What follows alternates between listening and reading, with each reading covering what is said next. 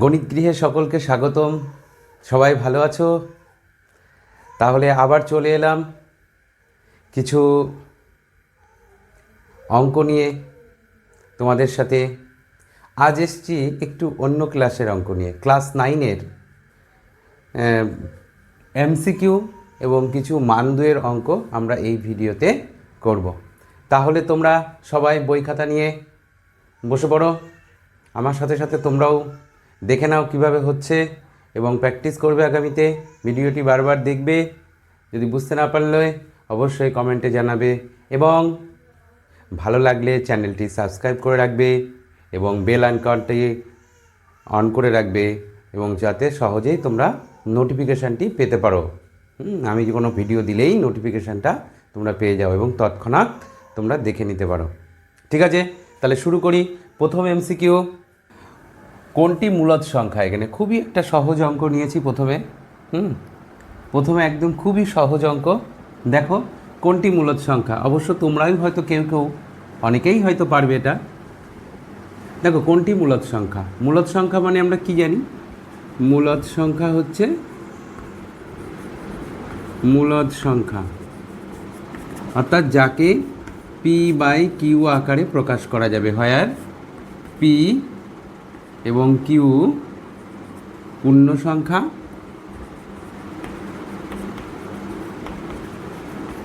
R q not equal to 0, Q যেন 0 না হয়। তাহলে দেখো তো এখানে কোনটা প্রকাশ করা যায়। দেখো √9, সবার প্রথমে আমরা যদি বলি √9, তাহলে √9-এ আমরা সবাই জানি 3 হবে। √12, √12কে যদি আমরা ভাঙি, ফ্যাক্টরাইজ করি, 2, 6, 2, 3, তাহলে 2 গুণ 2 গুণ 3, তাহলে এটা দুটো 2 থেকে একটা 2 বাইরে আসলো এই। আর আছে √15, √15টাকে আর ভাঙাই যাবে না এরকম। আর √18, √18টাকে আমরা ভেঙে নিতে পারি। √18 তোমরা ভাঙতে পারো, 18 × 2 9, 3 3, তাহলে 2 9 3 3, তাহলে রুটের ভিতর থেকে এক জোড়া 3 থেকে একটা 3 বাইরে আসলো, √2। এবার কোশ্চেন হচ্ছে কোনটি p/q আকারে প্রকাশ করা যায়? দেখো এটা p/q আকারে প্রকাশ করা যায় না, কারণ এর ভিতরে দেখো একটা অমূলদ সংখ্যা রয়েছে √3। তাহলে এটাও একটা অমূলদ সংখ্যা, এটাও একটা অমূলদ সংখ্যা, তাই একমাত্র এইটা p/q আকারে প্রকাশ করা যায় 3/1 দিয়ে। তাহলে আমাদের উত্তর কোনটা হবে? এটা। তাহলে আমাদের খুব সহজেই অঙ্কটা করে ফেললাম। √9 এখানে মূলদ সংখ্যা, এটা হয়ে গেল। দেখো আরেকটি অঙ্ক নিচ্ছি, এই অঙ্ক আছে আমাদের, করছি। 2 to the power x minus 2 to the power x minus 1 equal to 4। এটাতে সলভ করতে হবে। দেখো এখানে মাইনাস আছে, মাইনাস থাকাকালীন কিন্তু এখানে যোগ বিয়োগ করা যাবে না, কারণ এর ঘাতে 2 টু দি পাওয়ার x আছে, 2 to the power x minus 1। আমি যদি এটাকে 2 টু দি পাওয়ার x আকারে তৈরি করি, কিংবা এই যে আছে এটা দেখো আমরা ভেঙেও লিখতে পারি। যেমন তোমরা পড়েছিলে x to the power m plus n, এটা কোথা থেকে এসেছিল না, x to the power m into x to the power n, এই ফর্মুলা থেকে। তাহলে এই পাওয়ারটাকে আমি ভেঙে নিতে পারি। তাহলে 2 to the power x minus 2 to the power x into 2 to the power minus 1 সমান 4। তাহলে তুমি দেখতেই পাচ্ছ 2 to the power x 2 to the power x রয়েছে। এখান থেকে যদি আমি 2 to the power x common নিয়ে নিই, তাহলে এখানে দাঁড়াচ্ছে 1 minus 2 to the power minus 1, that is half.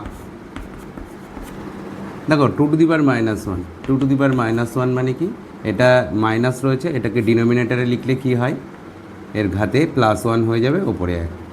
এটা আমরা একটা সূত্র পড়েছিলাম, a to the power minus n equal to a to the power n। এই ফর্মুলায় কিন্তু এটা ভেঙে নিলাম। তাহলে দেখো আমাদের এখানে কি চলে আসছে, তাহলে এটা আমাদের হয়ে গেল। তাহলে এটা যদি যোগ বিয়োগ করি, 2 কে 2 থেকে 1 বাদ দিয়ে দিলাম, তাহলে 2x ইন্টু 2 2 থেকে 1 বাদ দিলে হচ্ছে 1/2 ইকুয়াল টু 4। তাহলে এবার আমরা করি 2x ইকুয়াল টু কত হচ্ছে, এই 2 এপাশে গুণ করলে 4 2 8। তাহলে চলো 2x এটা সমান সমান আমরা 8কে কীভাবে লিখতে পারি, 2³ একবার দেখে নিলাম সব ভুল হলো কিনা। তাহলে দেখো তুমি এখানে প্যাটার্নটা লক্ষ্য রাখো, সূচকের নিয়ম কি বলছে, যদি দুটোর বেস সেম হয় তাহলে পাওয়ার দুটো সেম হবে। তাহলে আমরা পরের লাইনে লিখতে পারি x ইকুয়াল টু 3। তাহলে আমাদের অ্যান্সার কী চেয়েছে বলো তো, তাহলে অতএব আমাদের অ্যান্সার চেয়েছে, দেখো আমি এই পাশে করছি, অতএব আমাদের অ্যান্সার চেয়েছে দেখো x⁴, তার মানে কি 3⁴, দ্যাট ইজ 27। তাহলে অপশান বি আমাদের উত্তর হয়ে যাবে। করি কীভাবে করব, দেখো যেহেতু জ্যামিতির অঙ্ক, তাহলে সবার প্রথম আমাদের কাজ কী করতে হবে, একটা রাফ ছবি এঁকে নিতে হবে, সেটা সবথেকে ভালো হয়।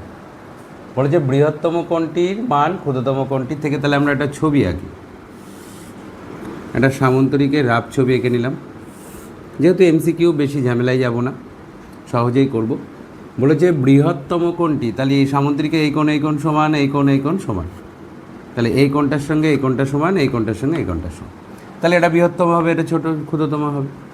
বলেছে বৃহত্তম কোণটি ক্ষুদ্রতম কোণের 3 গুণ অপেক্ষাও, তাহলে ক্ষুদ্রতম কোণের 3 গুণ, তাহলে এটা যদি ক্ষুদ্রতম কোণ x হয়, তাহলে বৃহত্তম কোণ হবে কি এর 3 গুণের থেকেও 20 ডিগ্রি বেশি, এটা আমাদের বৃহত্তম কোণ হবে।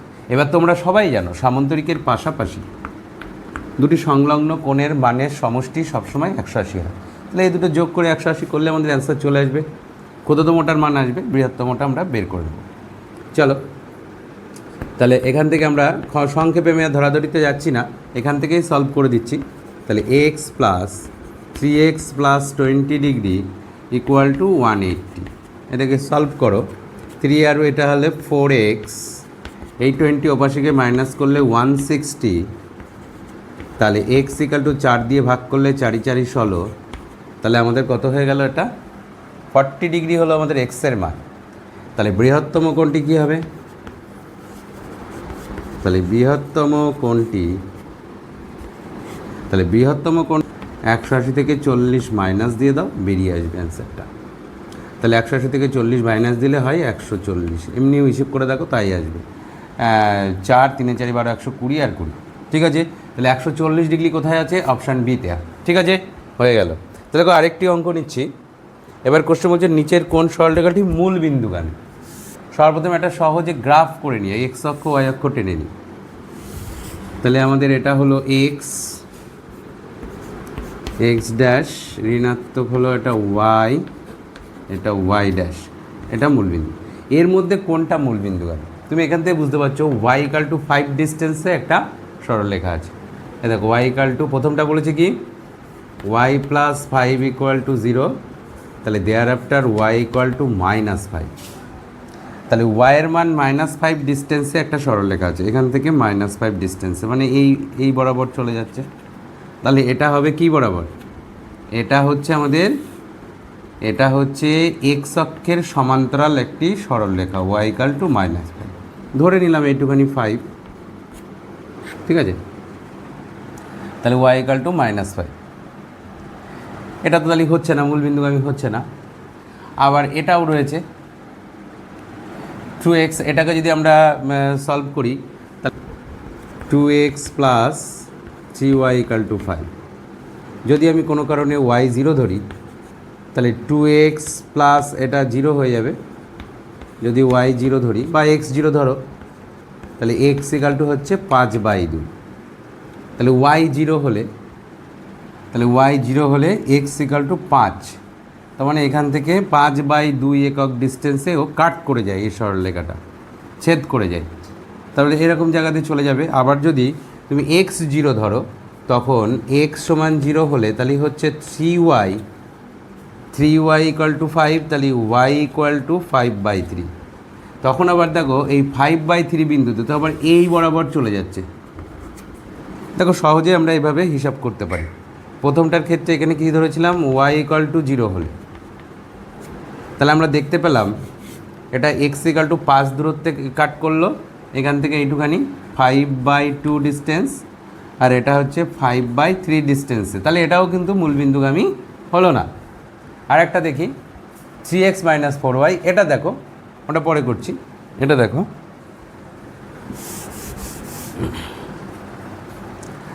এটা দেখো সিটা করছি না, ডিটা দেখছি, দেখো এটাও 4x = 3 - 3, তাহলে x = -3/4, তাহলে x = -3/4, তার মানে x = -3 মানে এরকম জায়গাতে চলে গেছে, তাহলে এটাও কিন্তু মূলবিন্দুগামী হচ্ছে না।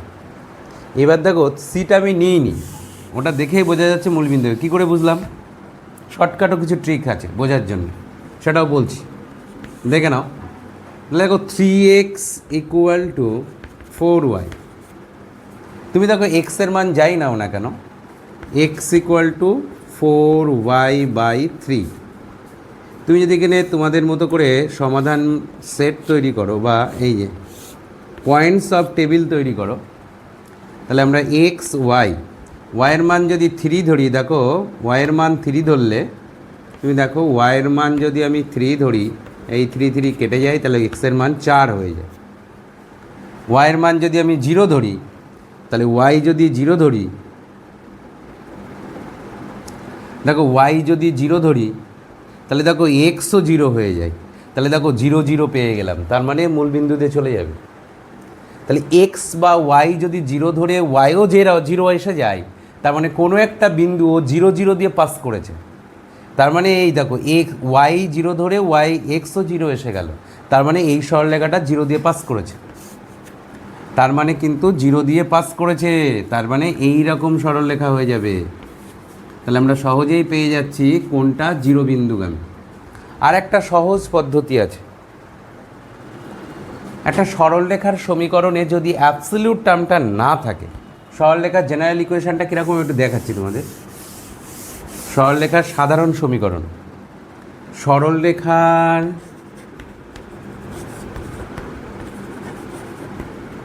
সাধারণ সমীকরণ y = mx + c, এটাও লেখা যেতে পারে। আর একটা লিখতে পারো তুমি এরকম ax + by + c = linear form. এটা দেখেন, এই হচ্ছে আমাদের সরলরেখার সমীকরণ। কেন সরলরেখা? এক্স ওয়াই দুটোরই ঘাত দেখো এক ঘাত, তাহলে এক ঘাত সমীকরণ সবসময় সরলরেখার সমীকরণ হবে, ঠিক আছে? তাহলে এক ঘাত সমীকরণ হলো এটা। তাহলে যদি কখনো দেখো এই যে কনস্ট্যান্ট টার্মটা যদি না থাকে, সংক্ষেপে বোঝার জন্য বলছি, কনস্ট্যান্ট টার্মটা যদি না থাকে তাহলেই সেটাই মূলবিন্দুগামী হবে।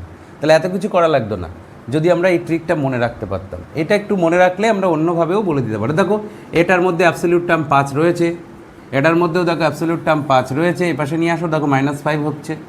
এটার মধ্যে দেখো অ্যাবসলিউট টার্ম নেই, কিন্তু আবার এটার মধ্যে আছে, তাহলে আমরা নেই কার মধ্যে? এটার মধ্যে, তাহলে এটাই উত্তর হয়ে যাবে।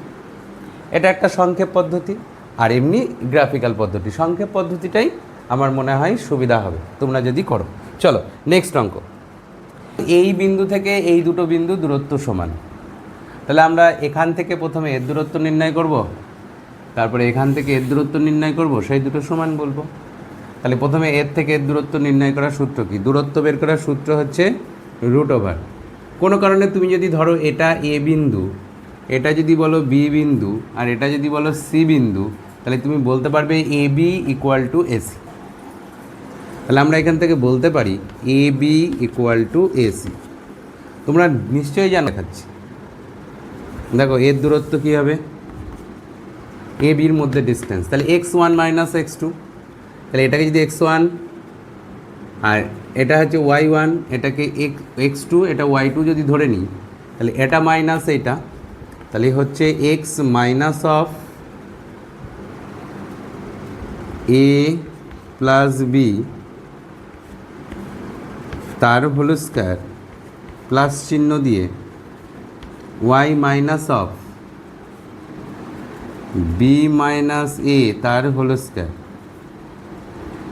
টোটালটা ঘিরে হোল স্কয়ার। এটা সমান সমান এসির ডিস্টেন্স কী হবে? এসির ডিস্টেন্সও তাই হচ্ছে, ভালো করে দেখো, এটার থেকে এর ডিস্টেন্স, তাহলে কী হবে? x -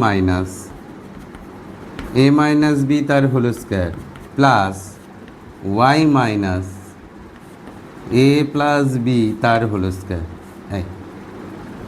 এই দেখো দুই পাশে স্কোয়ার কেন নিচ্ছিলাম, এই যে এই টোটালটা বর্গ করে দিলে এই রুটটা আর থাকবে না, তাহলে দুই পাশে বর্গ করে দিচ্ছি, রুট আর রাখছি না। এইবার দেখো লক্ষ্য রাখো, এবার এ একটা আর এ একটা, তাহলে আমরা লিখে নিই প্রথমে X minus A plus B whole square plus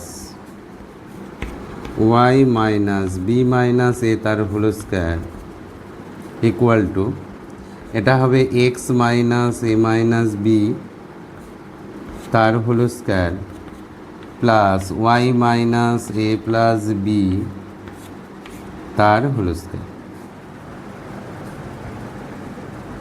তাহলে দেখো এটা যদি আমরা সূত্র করি, তাহলে এটা এ প্লাস বি হোল স্কোয়ারের সূত্র হবে।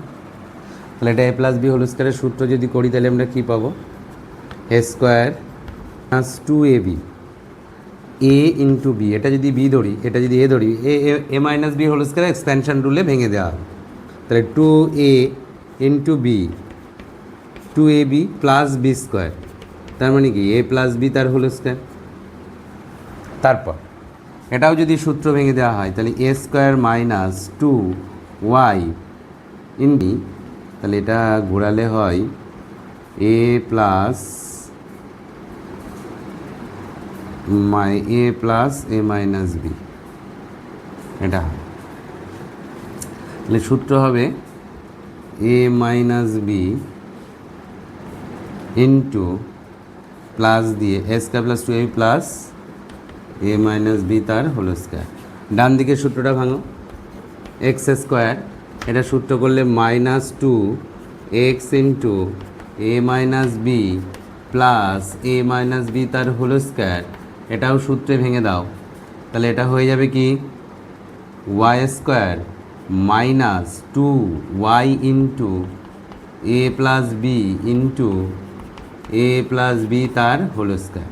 দেখো দুটো ইকুয়েশন দুই পাশে দেখো এক্স স্কোয়ার কেটে যাবে, মাইনাস টু এক্স এ প্লাস বি, এ পাশেও দেখো একটা মাইনাস টু এক্স এ মাইনাস বি আছে, তাহলে তো কাটছে না, তাহলে কাটছে না, ওয়াই ওয়াই কেটে যাচ্ছে, ঠিক আছে, আর কে কাটছে, এ প্লাস বি হোল স্কোয়ার, এ প্লাস বি হোল স্কোয়ার দুই দিক থেকে কেটে যাচ্ছে, এ মাইনাস বি হোল স্কোয়ার, এ মাইনাস বি হোল স্কোয়ার দুই দিক থেকে কেটে যাচ্ছে, তাহলে কে পড়ে থাকছে সেইগুলো একটু লিখি।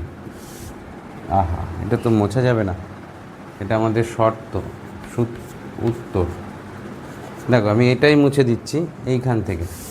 আমরা যদি এটা গুণ করে দিই, তাহলে কী দাঁড়াচ্ছে, মাইনাস টু এ এক্স মাইনাসে প্লাসে মাইনাস টু বি এক্স, বা পাশে কী আছে আর এইটা প্লাস টু এ ওয়াই প্লাসে মাইনাসে minus two B Y equal to, ডান দিকে কী হচ্ছে মাইনাস টু এ এক্স মাইনাসে মাইনাসে প্লাস টু বি এক্স, এটা গুণ করে দাও, minus two A Y minus two B Y, দেখো minus two A X minus two A X দুই দিক থেকে ক্যান্সেল হবে, এটা ক্যান্সেল হচ্ছে না, আর মাইনাস টু বি ওয়াই দুই দিক থেকে ক্যান্সেল হবে, তাহলে এক কাজ করা যাক, আমাদের এ এক্সগুলো এক পাশে নিয়ে আসো, তাহলে এই দুটো যদি এক পাশে নিয়ে আসা যায়, তাহলে আমাদের কী দাঁড়াচ্ছে, যাবে মাইনাস ফোর বি এক্স, এবার এই ওয়াটা যদি ওপাশে যায়, ওপাশেও দেখো মাইনাস টু এ ওয়াই হয়, তাহলে মাইনাস ফোর এ ওয়াই, তাহলে দুই দিক থেকে দেখো four four minus minus plus হয়ে গেল, তাহলে আমাদের হচ্ছে B X equal to A Y, এই শর্তটা যেখানে আছে সেটা আমাদের উত্তর হবে, B X equal to A Y, option A, ঠিক আছে। তারপরে দেখো আরেকটি অঙ্ক আমরা নিচ্ছি, তাহলে এটা দিয়ে এর ভাগ করতে হবে, যদি ভাগফল মিলে যায় তাহলে তো বিভাজ্য, তাহলে তো কোনো যোগের প্রশ্নই আসে না, বলছে এত দ্বারা বিভাজ্য হতে হয়, মানে এটা দিয়ে এর ভাগ করলে কোনো রিমাইন্ডার থাকবে না, তো ভাগশেষ থাকবে না। তাহলে তোমাদের দেখো ক্লাস 9-এ ওই ভাগশেষ উপপাদ্যটা ছিল সেইটা দিয়ে যদি আমরা করি, আমরা করতে পারি। আর একটা কাজ করতে পারি, এর সঙ্গে কত যোগ করলে, ধরে নিলাম এর সঙ্গে এ যোগ করলে, তাহলে এটা বিভাজ্য হয়ে যাবে। তাহলে আমি ধরে নিই এর সঙ্গে এ যোগ করে দিলে বা কে যোগ করে দিলে ওটা k+2 দ্বারা বিভাজ্য হবে। আর কোনো কিছু দ্বারা বিভাজ্য হলে তাহলে কী হবে, তাহলে এর শূন্য খুঁজতে হবে সবার প্রথমে। x+2 এর শূন্য, এর শূন্য যদি সবার প্রথমে খুঁজি তাহলে কি খুঁজবো, তাহলে এর শূন্য খুঁজবে কি করে, x+2 = 0 বসিয়ে দেব, তাহলে এর শূন্য হবে -2। আর এই ফাংশানটাকে যদি আমি f(x) ধরে নিই, আর ধরে নিলাম এর সঙ্গে কিছু একটা যোগ করতে হবে, ধরে নিলাম কে যোগ করতে হবে, তাহলে কে যোগ করলে এত দ্বারা বিভাজ্য হয়ে যাবে, তাহলে সেই কে এর মানটাই আমাদের উত্তর হয়ে যাবে। তাহলে দেখো এটা যদি যোগ করে দিই, তাহলে যদি এর যে শূন্য বেরিয়েছে সেটা যদি আমি এই ফাংশানে বসিয়ে দিই, এই মেশিনে, তোমরা তো জানো এফ একটি মেশিন, এই মেশিনে যদি আমরা বসিয়ে দিই, এই মেশিনে আমরা তাহলে কত বসাবো, তাহলে দেখো এই মেশিনে যদি আমরা -2 বসিয়ে দিই তাহলে আউটপুটে কত দেবে, ভাগশেষ থিওরি মানে তোমাদের বিভাজ্যতার যে নিয়ম ছিল ফ্যাক্টর থিওরেম দিয়ে যদি করি তাহলে ডান দিকে কিন্তু 0 দেবে। যদি এটা দ্বারাও বিভাজ্য হয় তাহলে f(-2) = 0 দেবে আউটপুটে। তাহলে ইনপুটে যদি এই ফাংশানে -2 বসিয়ে দিই তাহলে আউটপুটে আমরা 0 পাবো। তাহলে আমরা করব তাই, তাহলে অতএব দিয়ে আমরা করে দেবো f(-2) = 0। তাহলে বাঁ দিকে এক্সের জায়গায় -2 বসিয়ে দেবো, 2 × -2 এর কিউব -5 × -2 এর square plus 3 × -2 3x plus 2 + k = 0। কেন কেটা নিলাম বুঝতে পারলে, এর সঙ্গে কত যোগ করলে, এই কথাটা বলেছে, এর সাথে কত যোগ করলে, ধরে নিলাম কে যোগ করবো, তাহলে এটাকে আমরা সলভ করে দিলে উত্তর চলে আসবে। -2 এর কিউব করলে -8, তাহলে -8 এখানে -16, এটা -2 এর স্কোয়ার করলে প্লাস হয়ে যাবে 4, 4 5 20, এখানে কত হচ্ছে -6 + 2 প্লাস k = 0। তাহলে সলভ করো, 16 -16 -20, তাহলে কত হলো -36, -36 আর 6 -42,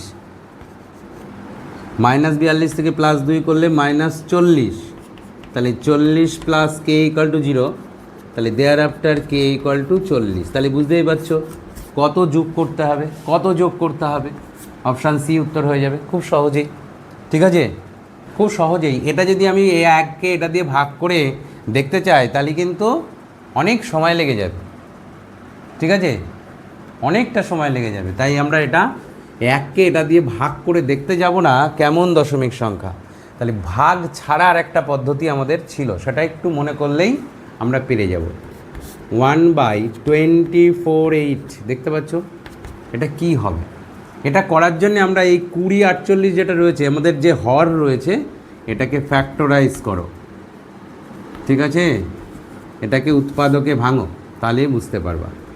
2 1 2 0, 2 2 4, 4 2 8, আবারও ভাঙো, 2 দিয়ে যাবে, 5 2 10, 2 1 2, 2 2 4, আবারও 2 দিয়ে যাবে, 2 2 4 11, 5 2 10, 6 2 12, 256 হলো 2। এটা ভাঙলে কত হচ্ছে, 2 1 2, 2 2 4, 8 2 16, 2। এটা হচ্ছে 6 2 12, 4 2 8, 2, 3 2 6, 2 2 4, 2 16, 2 8, 2 4, 2 2। তাহলে আমরা দেখলাম এই যে এর উৎপাদক করলাম, এর উৎপাদকে আমরা পেলাম মোটামুটি 11টা 2 পেয়েছি, 1 2 3 4 5 6 7 8 9 10 11। তাহলে 11টা 2 মানে কি 2^11। একটা মজার ব্যাপার হলো, যদি দেখো এর উৎপাদক যা যা আসবে, হরের উৎপাদক যদি 2 অথবা 5 এর গুণিতক থাকে, তাহলে এটা দিয়ে ভাগ করলে ভাগ মিলে যাবে। আর 2 বা 5 ছাড়া অন্য কোনো সংখ্যা যদি উৎপাদকে চলে আসে তাহলে কিন্তু ভাগ মিলবে না, ঠিক আছে? আবার কখনো, তাহলে দেখো এখানে শেষেই 2 চলে এসছে, তাহলে শেষে সবই 2 এর উৎপাদক আছে এখানে, তার মানে এটা হয়ে যাবে সসীম দশমিক মূলদ সংখ্যা। তাহলে এটা হয়ে যাবে সসীম দশমিক ভগ্নাংশ। এই মূলদ সংখ্যাটি এখানে কোশ্চেন আরেকটু ছিল, মূলদ সংখ্যাটি দশমিক ভগ্নাংশে প্রকাশ করলে, এটা একটা ছিল দশমিক ভগ্নাংশে প্রকাশ করলে, দশমিক ভগ্নাংশে প্রকাশ করলে আমরা পাবো সসীম, কারণ এটা মিলে যাবে, সব 2 এর উৎপাদক, ঠিক আছে? তাহলে এটা শর্টকাট ট্রিকটা মনে রাখবে। তাহলে খুব সহজেই আমরা সলভ করি, দেখো করে নিচ্ছি। x⁻⁻5, তাহলে 2/3, সেকেন্ড ব্র্যাকেট দাও, 3/4। তাহলে দেখো তোমাদের একটা ফর্মুলা পড়েছিল সূচকে, a⁻m⁴n।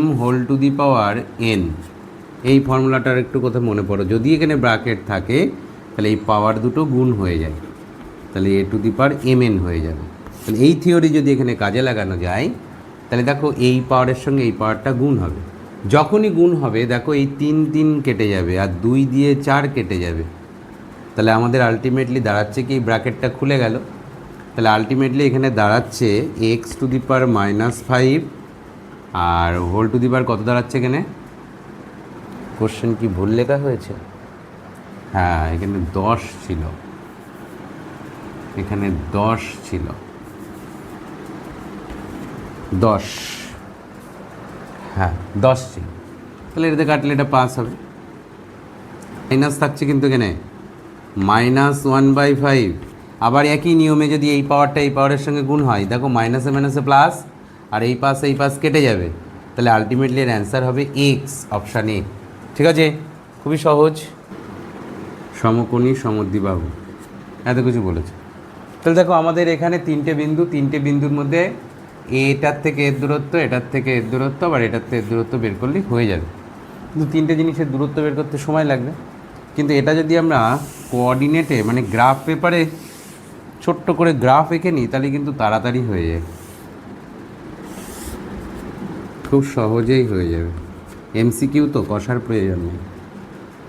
প্রথম বিন্দুটা বলছে 3,0, তাহলে এখান থেকে 3 ইউনিট দূরে ধরে নিলাম, এই জায়গাটা এইটুখানি 3 ইউনিট, তাহলে এটা 3,0 বিন্দু।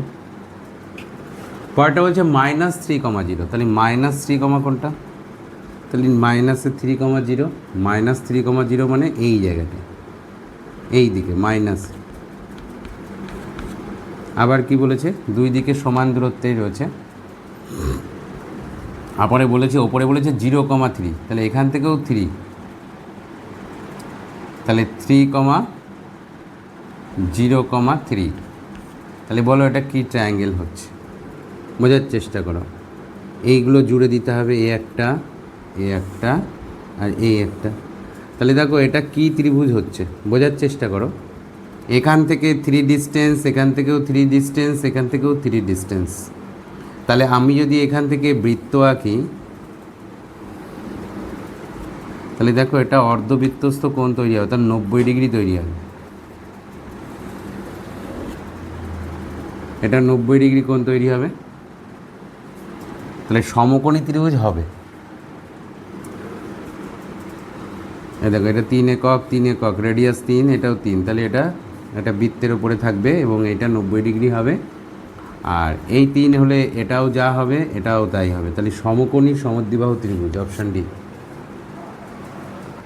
তাহলে দেখো a²/bc, b²/ca, আরটা হচ্ছে c²/ab। তুমি যদি এটার এলসিএম করে দাও, এই 3টের এলসিএম করলে আমাদের কী দাঁড়াচ্ছে? এবিসি। বিসি বাদ চলে গেলে a কিউব হবে, এটা হবে b কিউব, এটা হবে c কিউব। তারপরে দেখো তাহলে এরপরে কী হবে? তোমাদের একটা থিওরি মনে আছে, যদি a plus B plus C equal to 0 হয় তাহলে A Q plus B Q plus C Q সমান সমান আমরা লিখতে পারি 3abc। তাহলে নিচেও দেখো এবিসি আছে, তাহলে এগুলো কেটে যাবে, তাহলে আলটিমেটলি উত্তর হবে 3, অপশান ডি। ঠিক আছে, তারপর ছবি আঁকতে হবে। বিএডি বলেছে 75 ডিগ্রি, তাহলে সবার প্রথমে আমাদের রাফ ছবি আঁকতে হবে। এই হলো আমাদের সামন্তরিক, ঠিক আছে, এ বি ডি সি, একটু ঘুরিয়ে আঁকি, তাহলে A B C D, BAD 75। হ্যাঁ, এবার একটু বাস্তবসম্মত হলো, তাহলে বিএডি 75, বিএডি 75 আর সিবিডি খুঁজে বের করো, সিবিডি, তাহলে এটা জুড়ে দাও। সিবিডি হচ্ছে 60 ডিগ্রি বলে দিয়েছে। এবার কোশ্চেন কি বলেছে, বিডিসি এই কোণটা আমাদের জিজ্ঞাসা করেছে, খুব সহজেই হয়ে যাবে, এই ছবির থেকেই করা যাবে। প্যাটার্নটা লক্ষ্য রাখো, খুব সুন্দর অঙ্ক। এবিসিডি সামন্তরিকের বিপরীত কোণগুলি সমান হয়, এটা 75 হলে তাহলে এটা 75 লিখলাম, এটাও 75 হলো। তাহলে এইবার দেখো, এটা 60 ডিগ্রি আমরা জেনে গেছি, তাহলে এই ত্রিভুজ থেকে আমরা কী পেতে পারি, এটা 75, এটা 60, তাহলে এটা বেরিয়ে যাবে। তাহলে আমাদের ওখান থেকে বেরিয়ে যাবে 180 থেকে এই দুটো প্লাস করে মাইনাস করে দাও, তাহলে অতএব বিডিসি, তাহলে অতএব কী হবে, অ্যাঙ্গেল বিডিসি সমান কত হবে, 180 ডিগ্রি মাইনাস 75 প্লাস 60 ডিগ্রি, তাহলে 180 ডিগ্রি মাইনাস এটা যোগ করলে কত হচ্ছে, 7 6 13, 135, তাহলে 180 থেকে 35 বাদ দিলে হয় 45 ডিগ্রি, 5 5 10, 7 1 4, হ্যাঁ 45। তাহলে অপশান কোনটা, অপশান সি। ঠিক আছে, খুবই সহজ, তোমাদের বইয়ে আছে এই অঙ্কটা, বুঝলে। তাহলে এমসিকিউ এই ভিডিওতে অবধি থাক, আগামী ভিডিওতে আরও দেব। তাহলে আজ এই পর্যন্তই থাকলো, আবার আসছি আগামী ভিডিওতে। ভালো থাকো সবাই, খুব ভালো করে পড়াশোনা করো, সামনে পরীক্ষা তোমাদের, ঠিক আছে।